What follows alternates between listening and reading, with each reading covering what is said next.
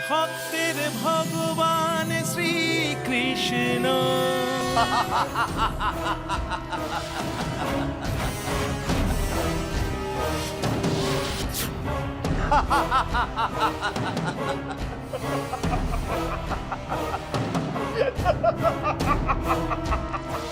উল্লাস উল্লাস!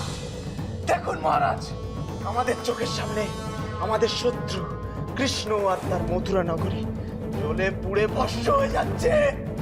ধ্বংসলীলা সফল হয়েছে মহারাজ, সব কিছু ধ্বংস হয়ে গেছে, ধ্বংস হয়ে গেছে সবকিছু। রুক্মিণী, শিশুপাল, তাও আমি সন্তুষ্ট হতে পারছি না। কেন মহারাজ, কেন আপনাকে এতটা বিচলিত দেখাচ্ছে? আমার নিক্ষেপ করা বানে মথুরা নগরী জ্বলে পুড়ে খাক হয়ে যাচ্ছে, কিন্তু মথুরাবাসীর আর্তনাদ কেন ভেসে আসছে না? কেন তাদের হাহাকার আমি শুনতে পাচ্ছি না? কেন?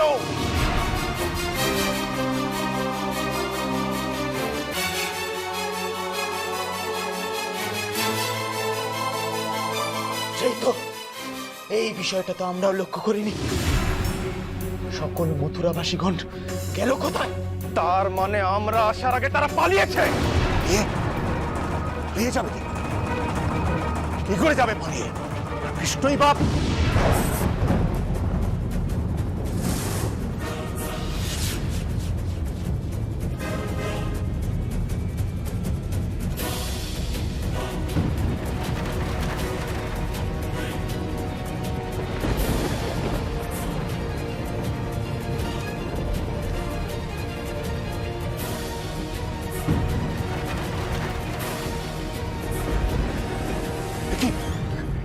কি হলো?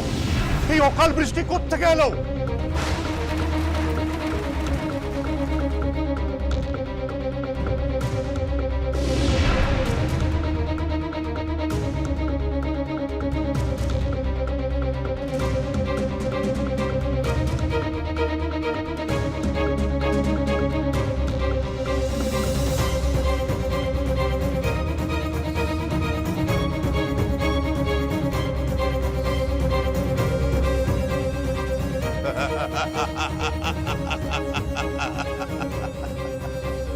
মানতেই হবে, সাহস আছে। তোমাদের কথাই ভাবছিলাম কৃষ্ণ বলরাম। একেবারে তোমরা মৃত্যু মুখে পতিত হয়েছ। তোমাদের ইচ্ছা পূরণ করব আমি। মগধেশ্বরের হাতেই বিনাশ হবে তোমাদের। বেশ তো, কে কার মনোবাসনা পূরণ করবে